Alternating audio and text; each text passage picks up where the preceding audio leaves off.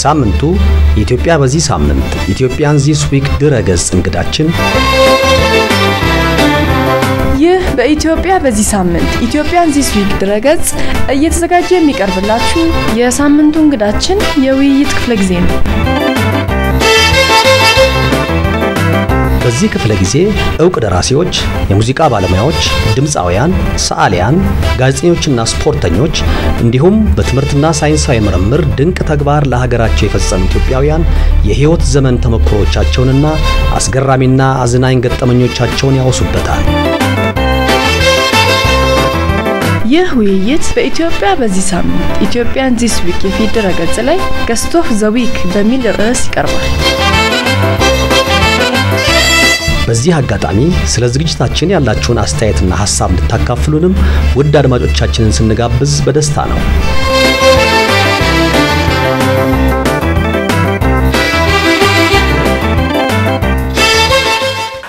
በብዙዎች ዘንድ ተንቀሳቃሽ ቤተ መዘክር ተብለው ይታወቃሉ። የኢትዮጵያ ብሔራዊ ቲያትር ህንጻው ታንጾ አገልግሎት መስጠት ከጀመረበት ጊዜ አንስቶ ስማቸው አብሮ ይጠራል። አንዳንድ ጓደኞቻቸውም ሆነ በቅርብ የሚያውቋቸው ቲያትር ቤቱን በተመለከተ የሚፈልጉትን ነገር ሲፈልጉ ወደ አርቲስቱ መሄድን ይመርጣሉ። እኚህ ሰው አርቲስት ብቻ ሳይሆኑ ደራሲም፣ የመድረክ ተዋናይም፣ የቲያትር አዘጋጅም ናቸው።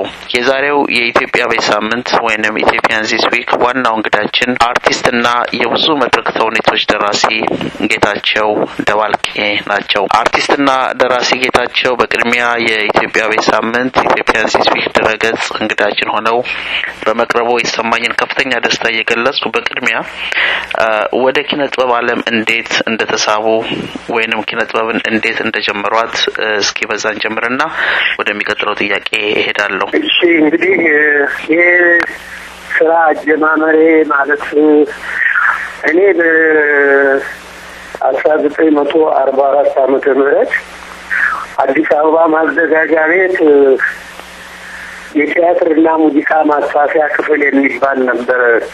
ይሄን ቦታ ከጊዮርጊስ ፊት ለፊት አሁንም አንድ አሮጌ ፎቅ አለ፣ እዛ ውስጥ ነው። ለሶስት ወር ያለ ክፍያ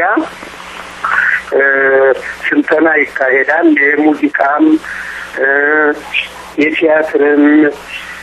የቲያትርም ስንል ትወና ማለት ነው። ከዛም በላይ ሙዚቃ ደግሞ ሶልፌጂ ኖታው ምናምኑ ከወሰዱ በኋላ የመሳሪያ ድልድል አለ። እዛ መሰረት በታምቡር ተጫዋችነት ጀመርኩ። ከዛም በተለያዩ የሙዚቃ መሳሪያዎች የሰልፍ ሙዚቀኛ ሆኜ ቀጠልኩ። ከዛም በ46 ዓመተ ምህረት ላይ ከሁለት ዓመት በኋላ ማለት ነው ድርሰት የራሴን ቲያትር ልቦለድ ቲያትር ጽፌ በጓደኞቼ እዛው ብዛታችን አንድ 60 የሚደርስ ነበረ። ከነሱ አብዛኛዎቹ አሁንም የታወቁ ናቸው። የታወቁና ደግሞ ብዙ የሰሩ በህይወት የሉም። እንደዚሁም አልፎ አልፎ ከሀገርም የወጡ አሉ እና በእነሱ ቀጥለን በ45 ዓመተ ምህረት ወደ ተስፋ ኮከብ ትምህርት ቤት ማዘጋጃ ቤት አስገባን ሁላችንም። እዛ ገብተን ደግሞ ያው ትምህርቱንም ማንኛውንም ነገር ስንቀጥል የግል ቲያትሬን በዚህ በመካከሉ አሳየው። ከንቲባውም በምክትል ከንቲባውም ዘንድ በማዘጋጃ ቤቱ ዋና ጸሐፊ ዘንድ የተወደደ ሆነልኝ። አይተውት ነበረ። ይሄን ሳይ እኔ እንግዲህ ትልልቅ ሰዎች ያመሰግኑልኝ የኔም የአእምሮ ፈጠራ ያደገ ሄደ። በ47 ዓመተ ምህረት አዲስ አበባ ማዘጋጃ ቤት የግርማዊ ጃንሆይ 25ኛ የዘውድ የብር ኢዮቤልዩ በዓል ሲያከብር በ48 ስለሚያከብር በ47 ዝግጅት ተጀመረ። አዳራሽን ወደ አቡነ ጴጥሮስ ሐውልት አካባቢ አሁን የማዘጋጃ ቤት የአዲሱ ማዘጋጃ ቤት አጥር ግቢ ውስጥ እዛ ጋር ሊሰራ ታቅዶ ነገሩ በጣም አፋጣኝ ስለነበረ ብዛ ተሰርቶ የማይደርስ መሆኑ ተረጋግጦ ያውን የቀዳማዊ ኃይለ ሥላሴ ቲያትር ይባል የነበረውና አሁን የኢትዮጵያ ብሔራዊ ቲያትር ጣሊያኖች ሲኒማ ማርኮኒ ብለው አዳራሹን ከታች ቁፋሮ ወጥተው ግንባታ ጀምረው ምሰሶዎች እነዚህ የብረት ምሰሶዎች በግንብ የታጠሩ የተሰሩ ምሰሶዎች ሁሉ ወጥተው ያዳራሹ ወለልን ያው እንትኑ መሬቱ ወለሉ ሆኗል። ግን ግንባታው እንደገና ተጀምሮ ነውና እዛ ላይ በዲሰራና ቀዳማዊ ኃይለ ሥላሴ ቲያትር ይሁን ብለው ሲኒማ ማርኮኒን ከተለያየ ክፍል ያሉ መሐንዲሶች በሚስጥር ወይም ሞሴ ሾሜቴ የሚባሉ የፈረንሳዊ አርኪቴክተር በጣም የታወቁ ናቸው በአፍሪካ ውስጥ በኢትዮጵያ ብቻ ሳይሆን እሳቸው ሙሴ ካልካ ሌሎችም ሆነው አዳራሹን መስራት ጀመሩ። አዳራሹን በሚሰሩበት ጊዜ ግንዛቤውም ምንም ሊኖረኝ የቻለው ሚስተር ፍራንዝ ዜልቬከር የቀዳማዊ ኃይለ ሥላሴ ቲያትር ተሰርቶ እነዚህ በሰለጠኑት ሙዚቀኞች ቲያትረኞች በእነሱ ይሰራ እና በዓሉ ከበርሱ ተብሎ በሳቸው አሰልጣኝነት ዳይሬክተርነት ኮንዳክተርነት የሙዚቃ አሬንጅመንቱንም ከሙሴ ነርሲስ ናልባንዲያን ጋር ሆነው ይሰሩ ነበርና እሳቸው ያያዙን ሁልጊዜ ወደዛ ወደ ከጊዮርጊስ ጋር ወደ ለዳር እንግዲህ ቲያትር ቤት ወደ ተሰራበት አብራቸው ብዙ ስለሚሄድ ሁኔታውን በሙሉ አንድ በአንድ ከታተል ነበርና እስካሁንም ታሪኩ በልቦናዬ ተቀርጾ የሚቆይ ሆነው ያለ ምክንያት አልነበረም። ወርድ ነበር እዛ ቲያትር ቤቱ የሚሰራበት ጋር ከዛ እንግዲህ የቲያትሮች ተመረጡ። አዳራሹ ከመሰራቱ በፊት አልቆ ሳይሆን በጅምር ላይ እንዳለ ስራው ቀጥሎ ያለ ማዘጋጃ ቤት ለህዝብ ቲያትር በምናሳይበት ቦታ አዳራሹ ላይ አዳራሹ ወንበር ምንም የለውም። እዛ ላይ ሚስተር ፉሞ የሚባል ሰዓሊ ከመድረክ ጀርባ የሚሆኑትን ዴኮሬሽኖች ሲስል እኛ ደግሞ በበኩላችን ቲያትሮችን ዳዊትና ኦሪዮንን፣ ቴዎድሮስን፣ አኒባልን፣ ወንደሬው ገብረ ማርያምን፣ አስቴር የሚባለው የመጽሐፍ ቅዱስ ውስጥ ያለችው ነች። እሱን 5 ቲያትር ተዘጋጅተን ይዘን በ47 መጨረሻ ላይ ወደ ቀዳማዊ ኃይለ ሥላሴ ቲያትር እየወረድን ምንም እንኳን መድረኩ ባያልቅም ለመለማመድ አንዳንድ ጊዜ እየተመላለስን ተለማመድን። ከዛ 48 ሆኖ መስከረም ላይ እዚህ ዝግጅቱ የተጧጧፈ ነው። አሮጌ አውሮፕላን ማረፊያም የኤግዚቢሽን ፕሮግራም አለ። የኤግዚቢሽኑን ፕሮግራም የሚሰራው የኛ ኦርኬስትራ ነው። የቀዳማዊ ኃይለ ሥላሴ ቲያትር ኦርኬስትራ ማለት ነው።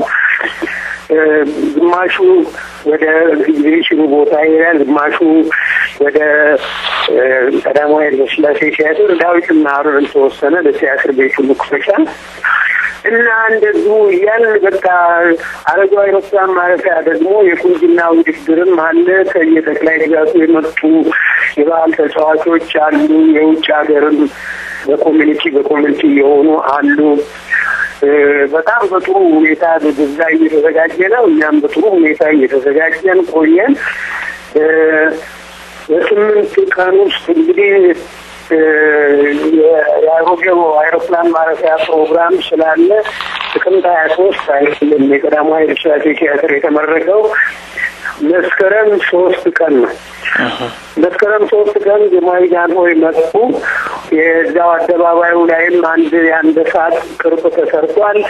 እዛ ጋር በ10 ሰዓት የመመረቂያውን ፕሮግራም ከፍተው ብላቴን ጌታ ዘውዴ በላይነህ የሚባሉ ከንቲባ ነበሩ። እሳቸው ንግግር አድርገው ተከፈተ። ከምሽቱ 2 ሰዓት ላይ ከፈረንሳይ የመጡ የባሌት አርቲስቶችም ነበሩ። እኛም ዳዊትና ኦሪዮናችንን ይዘን ተዘጋጅተን ቀረብን። ሙሉ ዳዊትና ኦሪዮንን አልሰራንም፣ ምክንያቱም ሰዓቱ እንግዲህ ከምሽቱ 2 ሰዓት እየመሸ ስለሚሄድ ባሌቱ በይበልጥ ቀረበ። የኛም ዳዊትና ኦሪዮን በከፊል ታየ። የቀዳማዊ ኃይለ ሥላሴ ቲያትር በእንደዚህ ተመረቀ። እኔም እንግዲህ አሁን ሞራሉ ተገኝቷል። በ48 ዓመተ ምህረት ቲያትር ቤቱ በሚመረቅበት ጊዜ እኔ የተወለድኩት በ1928 ዓመተ ምህረት ነው። ተወለድኩትም አዲስ አበባ ወጣ ብሎ 150 ኪሎ ሜትር ላይ አዲስ ዓለም የምትባል አለች። እዛ ነው እና በ20 ዓመቴ ማለት ነው አይሞላኝም 20። ምክንያቱም እኔ መጋቢት ነው ሚያዝያ 20 ቀን ነው የተወለድኩት። መጋቢት 20 ነው ቲያትር ስራ የጀመርኩት እና እሱ ጀመር። ያው እንግዲህ እያደገ ሄደ። በጣም አደገ። የቲያትር ስራ በፍጹም በማናምነው ነገር የመብራቱ፣ የዴኮሬሽኑ፣ የሙዚቃው ለኛ በቃ ድንገት እንደተፈጠረ ነው የቆጠርነው። እውነትም ደግሞ ድንገትም ነው። ምክንያቱም ቀስ በቀስ ያገኘነው አይደለም። ሙያውን እንረከብ እንሰልጥን እንጂ እንደሱ አይነት አቀራረብ በፍጹም ይሆናል ብለን ፊልም ያየነውን ነው የሚመሳሰል የነበረው ስራችን። እንደሱ እኔም እንግዲህ አብሬ አቅሜን ያህል ሁሉ ያለመቦዘን ስሰራ ግጥሞችንም መጽሐፍ ጀመርኩ። ሌላም ሁለተኛም ቲያትር ጻፍ እያደግኩ ሄድኩ ማለት ነው። መታወቅም መጣ ከጓደኞቼ ጋር፣ ብቻዬን አይደለም የታወቅኩት። እርግጥ መቼም የተመልካች አድማጭ በሚዛኖች ግጥምን የሚገመግሙ ስራችንን የሚያዩ ሁሉ ጥሩ ስም እየሰጡን በመሄዳቸው እንደሚባለው ሁሉ እኔም ደግሞ እንትን የለኝም እድሌም ሆኖ ጭምር በስራዬ ላይ በጣም ጠንከር ብዬ ነው የምሰራው።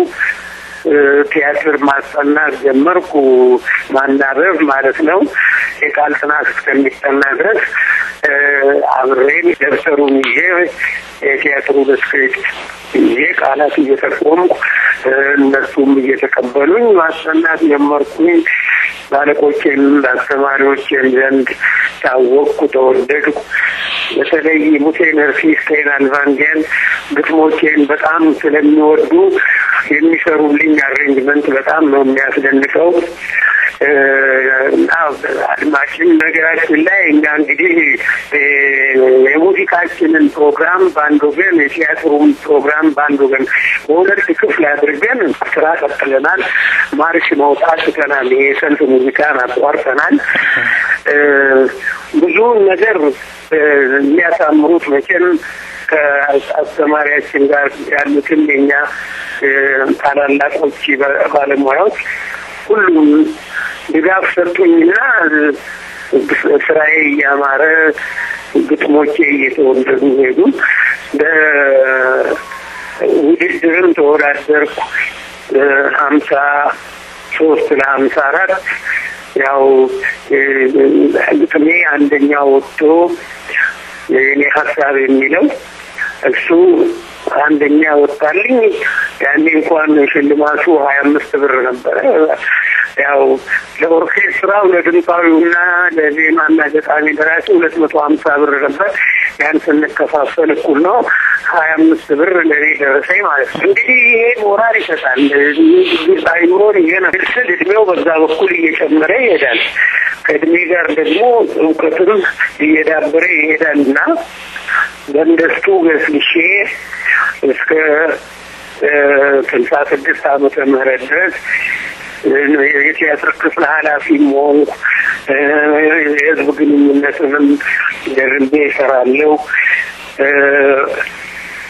ቀጥሎም ደግሞ ፕሮግራምና ፕሮዳክሽንንም በተጠባባቂነት እየሰራሁ በተመደብኩበት ቦታ ሁሉ ቲያትር ክፍሉን መሰረት አድርጌ የቀረውን ደግሞ እንደ ትርፍ ስራዬ ቆጥሬ ስሰራ ቆየሁ። 66 ሲመጣ ያው ቲያትሮቹም መንፈሳቸው ተለወጠ።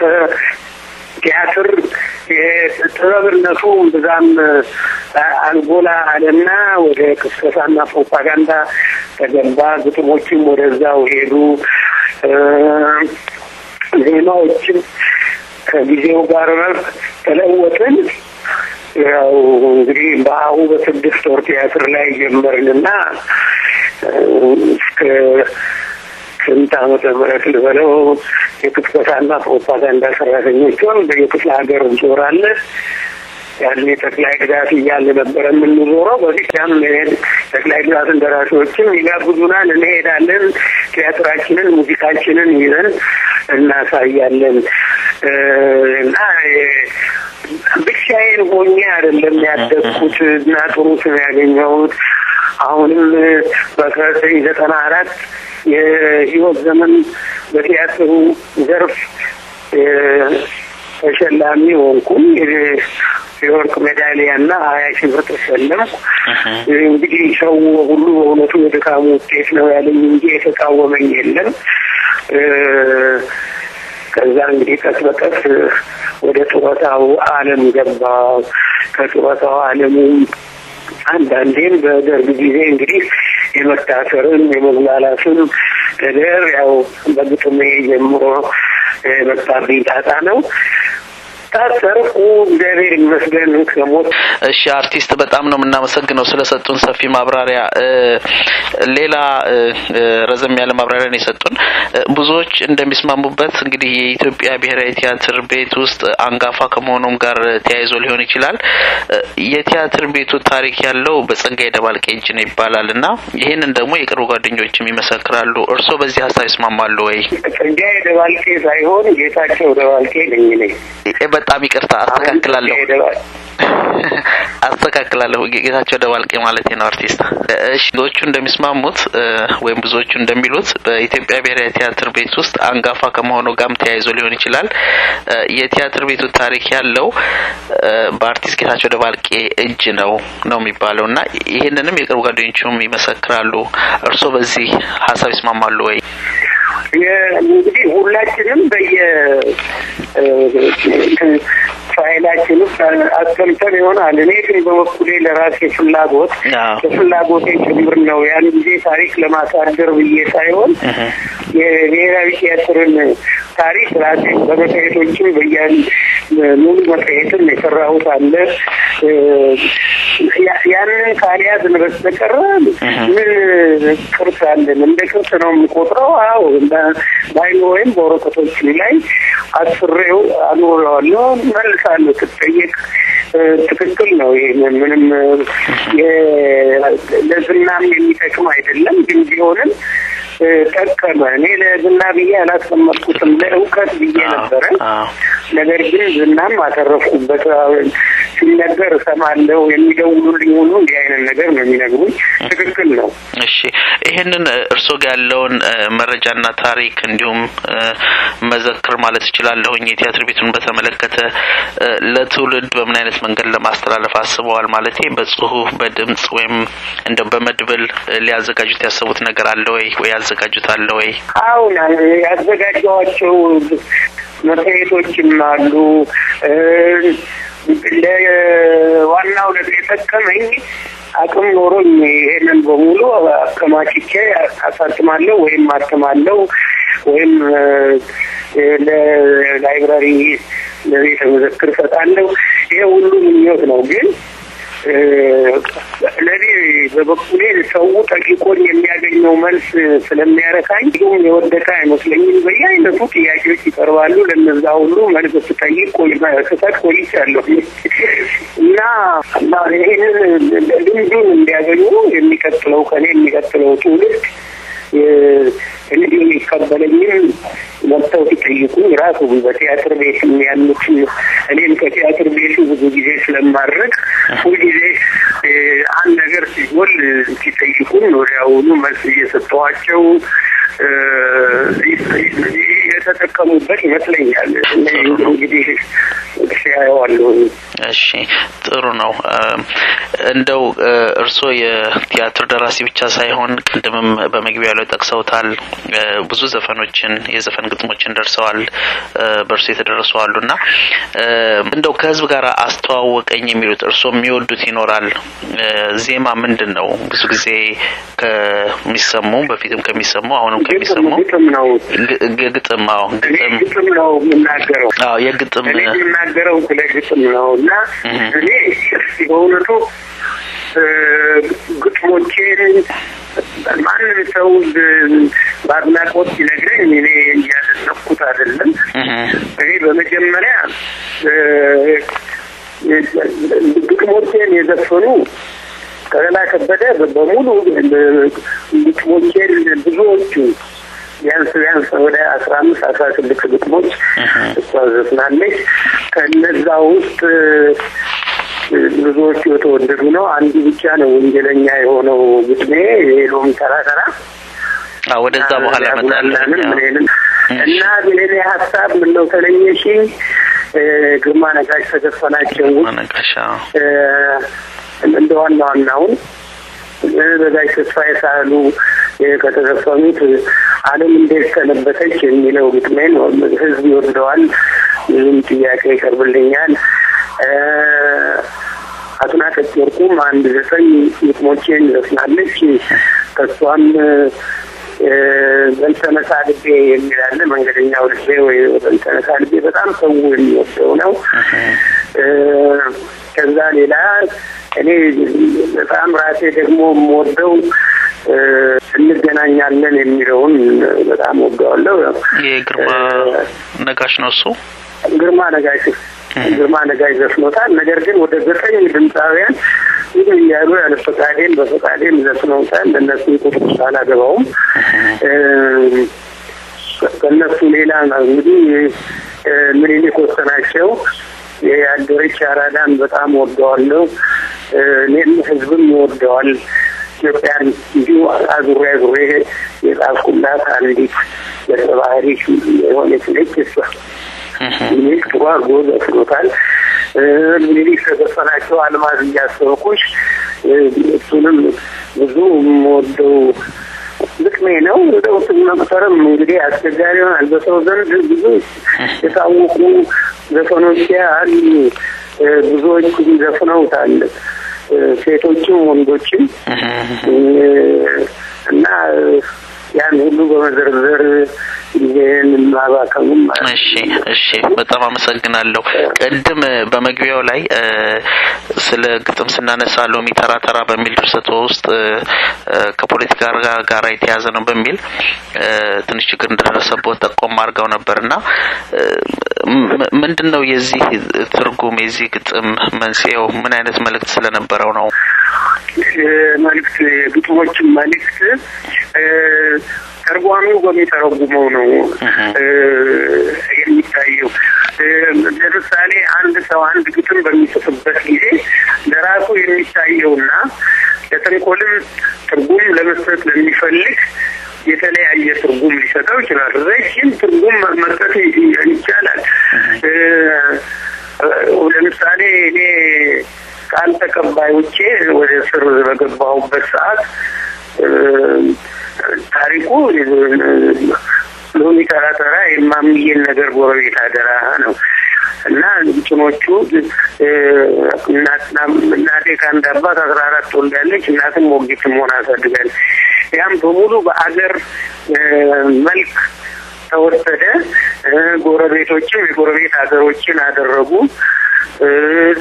እሷንም ድህነቷንም እና አሁን ጧሪ ያሳለች የሚለው ሁሉ የተለያየ ትርጉም በመስጠት እንደውም የቃል ተቀባዮቹ ራሳቸው አንዱ ሌላ ሲተረጉምልኝ ሌላው ሌላ ሲተረጉምልኝ ዋካችሁ እንደሱ ከሆነ እኔ ራሴ እናንተ በፈለጋችሁት መንገድ ሌላ ግጥም ልጻፍ ይሄ እንደው መከራከሪያ ዘዴን በቃታ ይሄን ብቻ እንኳን የተናገርኩበት ነው እሱ አድማጭ ነው ትርጉም የሚሰጠው የኢትዮጵያ ህዝብ ግን በአጠቃላይ አንድ ትርጉም ሰጥቶት ወዶታል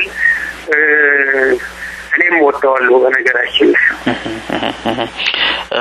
እሺ እንደው ከዚህ ጋር የተያዘ ሌላ አንድ መጽሐፍ ጽፎ ነበር ደንቆሮበር የምትል ርዕስ ያላት መጽሐፍና ያ መጽሐፍ በአብዛኛው የስር ህይወትን የሚገልጽ ነው የዚህ መጽሐፍ መንስኤ ምንድነው ይላሉ መንስኤው የእስር ቤት ትዝታ ነው ይሄ እስር ቤት ትዝታ እስር ቤት በቆየሁበት አመታት የማየውን ነገር የምገነዘበውን ነገር እንቆሮ በር የሚባለው ምን አይነት በር እንደነበረ አይቼዋለሁ።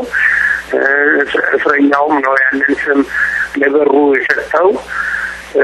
ከዛም በላይ እንግዲህ እስር ቤት ውስጥ የዓለም በቃኝ አለ፣ ልዩ ቦታ አለ፣ ፍርደኛ አለ፣ ቀጠሮ አለ ማለት እነዚህ በሙሉ እንደዚሁ ተዘዋውሬ ያየው ምን ይላል። እንደው በእውነቱ መቼም መጽሐፍ ነው ብሎ እንኳን ማውራት አይገባም። መጠነኛ ነገር ነው እኮ ግን ቢሆንም የእስር ቤቱን ግቢ እና የእስረኛውን ሁኔታ እንደው ባጭሩ ለማስገንዘብ ያህል የሰራሁት ነው። እሱ ያነበበው ነው እንጂ ስለሚለው እኔ ምንም አሁን በሚዲያ ያን መዘርዘር አልችልም። በበኩሌ ግን ጣፈጥ ያለች ነገር ነች፣ አጭር ነች። ወደ 7-60 ገጽ ነው። አድማጮቻችን በነገራችን ላይ እየተወያየን ያለነው ከአርቲስትና ደራሲ ጌታቸው ደባልቄ ጋር ነው። አርቲስት ጥያቄን እንቀጥላለሁኝ። እንደው ከቲያትርና ከኪነ ጥበብ ዓለም ትንሽ ወጣ እንበልና በአሜሪካ በሚካሄደው የኢትዮጵያውያን ስፖርት በዓል ላይ የክብር እንግዳ ሆነው ለመምጣት በአንድ ወቅት ተጋብዘው ነበር፣ ግን አልተገኙም። ለምን ነበር? ፕሮግራሙን ደስታ ተቀብዬ እንደሆነት በቀዳል በለው ተቀብዬ ነበረ፣ ግን የእግዚአብሔር ፈቃድ አልሆነም ነበረ። በዓሉ ላይ ልገኝ የተወሰኑ ቀኖች በቀሩበት ሰዓት እዛው ቲያትር ቤት እየገባሁ አንዳንድ ሀሳቤን ማሰፍርባት ክፍላለች። ያው በፊትም ቢሆን እዛ ልክ ልገባ ስራመድ ብቻ እግሬ ውልምጥ አለና ወደቅኩኝ። ሙያይቴ ተሰብሮ ከጡም ግብዣ እድል ሳላገኝ ቀረው። እኔም ወደ ሆስፒታል ገባሁ። ሆስፒታል ገብቼም ኦፕሬሽን አድርጌ ብዙ የጠና ህመም ነበር የደረሰብኝ። እግዚአብሔር ይመስገን ልጄ ደረሰችልኝና ያው ታይላንድ ካሉ ታይላንድ ለመሄድም አቅሜ አይፈቅድም ነበረ። አገር ውስጥ ደግሞ አንችልም አሉ። አንድ ሌላ ሆስፒታል ኪውር ሆስፒታል የሚባል ሄድኩኝ። በጣም ውድ ነበረ፣ ግን ነፍሴን ለማትረፍና ገላዬን ለመጠገን በልጄ ከፍተኛ እርዳታ እና በልጄ ባል ሁለቱ ባደረጉልኝ ትብብር ያው ታክሜ ድኛለሁ። አሁን የፊታችን ሐሙስ እንግዲህ ከታሪኩ ጋር ከሄደልህ በመጋቢት 20 ቀን ሌላ ቼክአፕ አለኝ። በዚህ ምክንያት ነው ያን እድል ያጣሁት። ነገር ግን እግዚአብሔር ያልፈቀደውን ነገርም መቀበል አልችልም። እንደው ስለ ቤተሰቦ በዚህ አጋጣሚ ሲያነሱልኝ አንድ ነገር በአእምሮ የመጣ ከቤተሰቦ የእርሶን አርአያ የተከተለ አለ ወይ? አቤት። ከቤተሰቦ እንደርሶ በኪነ ጥበብ ሙያ ውስጥ የተሳተፈ አለ ወይ? ከእርሶ ልጆች ማለት ነው? የለም። እኔም ከህፃንነታቸውም ጀምሬ አደገኛ ነው እዚህ ሙያ ውስጥ መግባት። እንደው ዝም ብሎ በደመ ነፍስ ውቅያኖስ ውስጥ ገብቶ እንደመዋኘት ነው፣ በሽታ ነው። እዛ ሙያ ላይ የገባ ሁሉ አንድ እንኳን በኑሮ እዚህ ደረጃ ደርሻለሁ ያለ የለም። በእኔ 60 ነበር። ከ60ችን አንዳችን እንኳን ሰው ያገኘውን እድል አላገኘንም ማለት በኑሮ ደረጃ ልጆች ማግኘታችን ጠቀመ። ያው አንድ ጥቅም ልጅ ማግኘት ነውና ነው እንጂ ልጆቼ እንኳን ሌላ ቀርቶ ለበዓላት እንኳን ሙዚቃ ድግስ ምናምን ሲኖር እንኳን እንዲያዩ ጋብዣቸው አላውቅም። እነሱም ስሜት ሳያድርባቸው ቀረ። እንኳን በሙያው ሊሳተፉ መመልከት እንኳን ያን ያህል ስሜት እንዳያድርባቸው አድርጌ ነው ያደጉት። እንደው ስለ ውጭ ሀገር ጉዞ ስናወራ አሁን በሙያው ከአሜሪካ ሌላ የተለያየ ሀገር ሄደዋል። እንደው የት ሄደዋል? እንደው በዚህ አጋጣሚ ደግሞ በውጭ ዓለም ሲያሳዩ አንዳንድ ገጠመኞች ይኖራሉ፣ በመድረክ ላይም ከመድረክ ላይም ውጪ። እንደው ለአድማጮቻችን እነዛን ገጠመኞች ቢያዋዩ። አይ እንኳን ምንም ይሄ ገጠመኝ ያልገጠመኝ አይደለም። ዳካር ግን ኦል ኔግሮ አርት ፌስቲቫል የሚባል በተካፈልንበት ሰዓት ይሄ ምክንያቱም ወገኖቼም የሚያዳምጡትም የሚያዩትም ግንዛቤ እንዲያገኙበት ፈልጋለሁ። የአማርኛ ቲያትር ይዘን ሄድን ለኦል ኔግሮ አርት ፌስቲቫል የመላው ጥቁር ሕዝብ ሴኔጋል የት ነው? ሴኔጋል ነው ቦታው? አዎ እሺ። ሁሉ ጥቁሮች የተሰባሰቡበት እኛ ደግሞ ኮከብ ሀገር ተብለን ነው የቀረብነው። ግርማዊ ጃንሆይም ነበሩ፣ ፕሬዚደንት ሴንጎርም ነበሩና ይሄንን ቲያትሩን እንደምን የኛው ተመልካቾች የኛው እንግዶች ኢትዮጵያውያን ከዚህ ሄዱት ከዚህ ብዙዎች ሄደዋል። በጣም ብዙ ባይሆኑ ከመቶ በላይ ኢትዮጵያውያን ከኛ ሌላ ማለት ነው ከባለሙያዎች ሌላ እኛም እንኳን ወደ 7 ግድም ነበርን። ከነሱ ሌላ እንግዲህ ያ ህዝብ ከውጭም የመጣው እንግዳው ምኑ ልብሳችንና አክቲንጋችንን ነው እንጂ ያየው አልተገነዘበው ፍቅር ያደረግን እሱ ሲገርመኝ ኳስ ሜዳ ሰራን። ኳስ ሜዳ በምን ሃኒባል ቲያትርን ነው የክቡር አቶ ከበደ ሚካኤልን እና እዛ የተሰበሰበው ስታዲየም የተሰበሰበው ህዝብ መጥቷል መምጣት። ነገር ግን ቲያትሩን አይቶ ሊረካ ሳይሆን እርስ በርሱ የራሱን ጉዳይ ሲያወራ እኔ ፊት ለፊት ያው መድረክ ላይ እንደውም መሆኔ መጠን አያቸዋለሁ። ምንም ነገር ወይ ጭብጨባ የለ ወይ ተቃውሞ የለ ወይ ድጋፍ የለ። የምንናገረውን ምኑንም ሳያውቁት እኛ ዝም ብለን መጨረሻ ላይ እጅ ነስተን ወደ ኋላ ስንመለስ ሰው ተበተነና በጣም ይቆጨኛል፣ ይጸጽተኛል። እሱ ማንኛውም ህዝብ የራሱ እርግጥኛ በቋንቋችን በአማርኛችን በጣም እንኮራለን፣ እንመካለን። በፊደላችንም ከአፍሪካ ውስጥ የራሳችን ፊደል ያለን ሀገሮች እንደመሆናችን መጠን ሁሉም ሀገር እኛ ነን ያለን። ስለዚህ በሱ እንኮራለን። ነገር ግን እንደዚህ ዓለም አቀፍ መድረክ ላይ በሚሰራበት ጊዜ በጣም ያሳፍራል፣ ያሳዝናል። በጣም ሲፈርስተኝ ከውስጤ ሳይወጣ ብዙ ጊዜ ቆይቻለሁኝ። የሀገር ባህል የብሔረሰብ አሁን በሚባለው አባባል እኛ ያኔ የሀገር ባህል ነው የምንለው። በሱ ህዝቡ እስከ ዳር አዳራሽን ስንሰራ ስቴዲየሙን ስንሰራ አብሮን እስክስታ እንደወረደን ቆጥረዋለን። ያ ጥሩ ነው። ግን በቃላት የሚነገረውን ነገር በአማርኛ ለውጭ ዜጋ ማሰማትና ቆሞ መነጋገር በጣም አስቸጋሪ ነውና እሱ ሲቆጨኝ የኖረ ካደረግነው ማንኛውም ሁሉ እሷ ጊዜ ላይ ደግሞ የመጀመሪያው ጥቁር ሕዝብ ፌስቲቫል ነው። ኮከብ ሀገር ኢትዮጵያ ነች እና እሱ ነው የሚጸጽተኝ የሚቆጨኝ ለወደፊቱም። ከዛም በኋላ ያው ሌላ ሀገር ሲሄድ እኔ እንኳን አልተካፈልኩም የኔግሮ አርት ፌስቲቫል ያው አማርኛም ቢሆን እንግሊዝኛም ተጨምሮ ለመሄድ ተበቅቷል። ምናልባት እንደዚህ አይነት ነገር ሲዘጋጅ አዘጋጅ ኮሚቴው ለእናንተ ለውጭ ሀገር ሰዎች እንደምታቀርቡ በማወቁ አስተርጓሚዎችን አላዘጋጀም ወይ ደግሞ የማስተርጎም ነገር አልተደረገም ወይ? እንትኑን እንዲያገኙ ማለት ነው የቲያትሩን ዋና ጽንሰ ሀሳብ እንዲያገኙ ማለት ነው።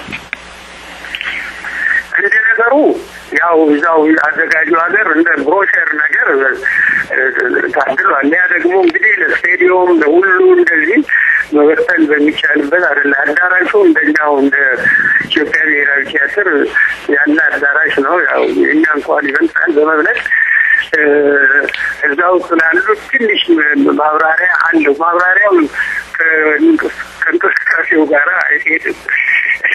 እንዴት ነው የእንትኑ ግን የስቴዲየሙ ግን እሱ በጣም በቃ እኮ ጭራሽ በድን እኮ ነው የሆነው። ሰው ግን ይንቀሳቀሳል፣ በራሱ የራሱን ጉዳይ ያወራል። ሜዳ ላይ ነው የግል ጨዋታውን ይዟል። እናንተ መድረክ ላይ ያሳያችሁ ማለት ነው የግል ጨዋታቸውን ወይም እኛኑ ያው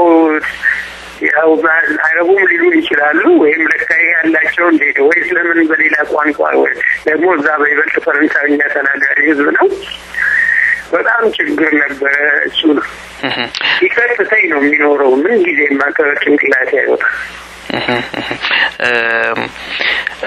እንግዲህ ቀደም ባንድ ነጥብ ላይ ሲያነሱ ከርሶ ጋር አብረው የጀመሩ ወደ 60 የሆኑ የኪነጥበብ ሰዎች እንደነበሩ ጠቅሰዋልና መቼም አንዱን ጠቅሶ ሌላውን መጥቀስ ሊከብድ ይችላል ይሆናል ግን በርሶ በኩል እንደው እያንዳንዱ ሰው የራሱ የሆነ ሮል ሞዴል አለው ወይ ደግሞ ከሌ እውነት ለኪነጥበብ የተፈጠረ ሰው ነው ብለው የሚያምኑት ሰው ይኖራል እንደው በግሎ የሚያደርጉት ሰው አለ ወይ እኔ ሁሉም አብሮ አደጎቼ ስንጀምር ሁላችንም ከ18 ዓመት እድሜ በታች ሆነን ነው ከነጋሽ ተስፋዬ ሳህሉና ከመሳሰሉት ውጪ ልጆች ነንና ሙያውም ሊሰርፍብን የቻለው ያው እንደ ትምህርት ቤት ሀሁ ብሎ እንደመጀመር ስለሆነ ያለነው በሙያ ብዙ ናቸው በህይወት ያሉት አሁን እኔ በጣም ቅርቤ ነው በጣም አብሮ አደጌ ነው እንግዲህ ከ44 ጀምሮ አብረን አለን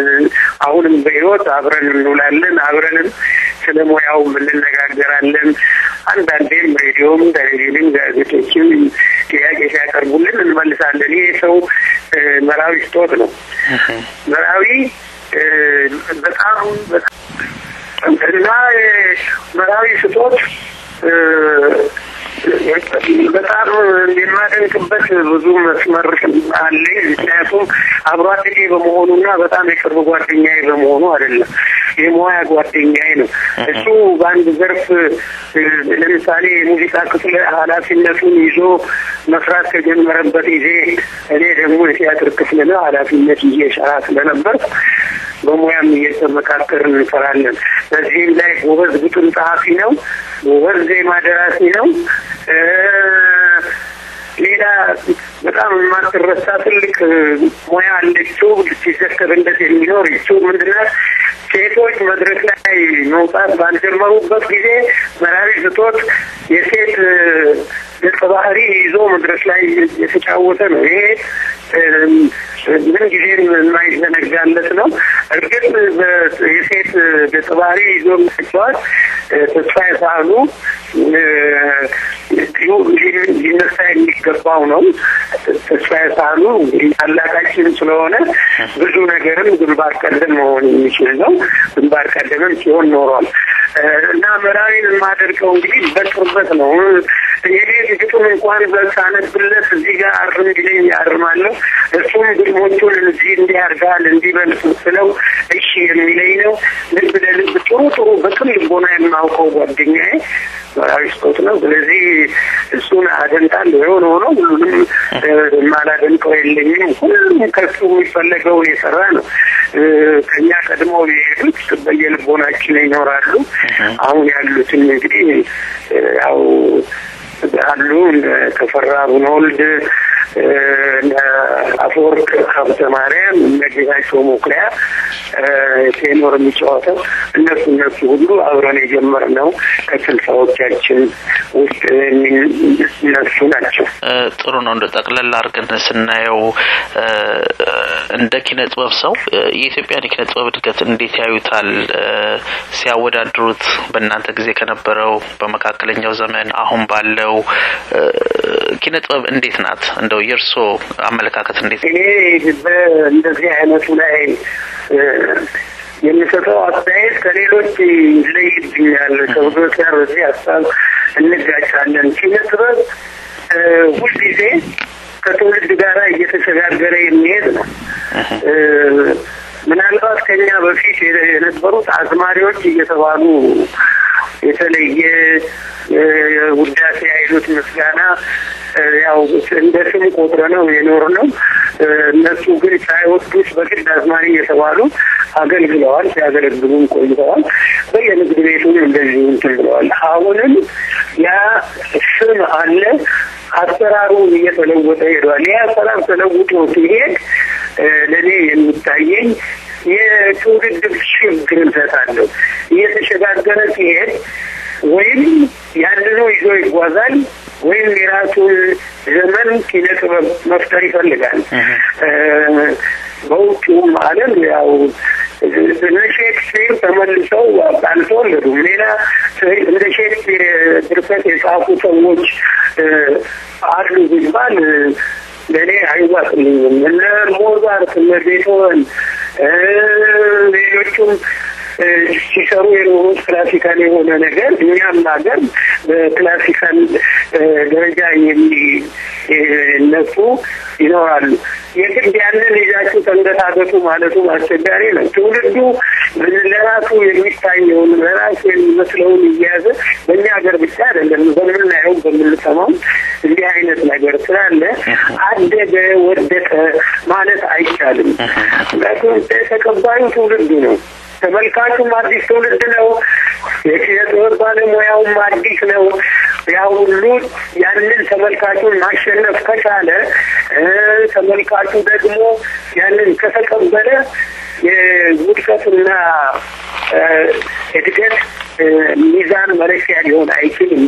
በዚህ ከብዙ ሰው ጋር ነው የማልስማማውና እኔ ጥሩ ነው ሂደቱ ጥሩ ነው። ይሄድ እንደዚሁ አንድ ጊዜ ወይ ደግሞ ወደኋላ ተመልሰን የድሮውን እንደገና የምንሰራበት ማለት ትውልዱ የሚሰራበት ጊዜ ይመጣ ይሆናል እና ያለፈውን ማቋጠር ያሁኑን ማሳደግ ወይ ያሁኑን ማቋጠር ያለፈውን ማሳደግ ለተመልካቹም ለአድማጭም ለተዋናዩ ለሙዚቀኛውም የሚበጅ አይደለም።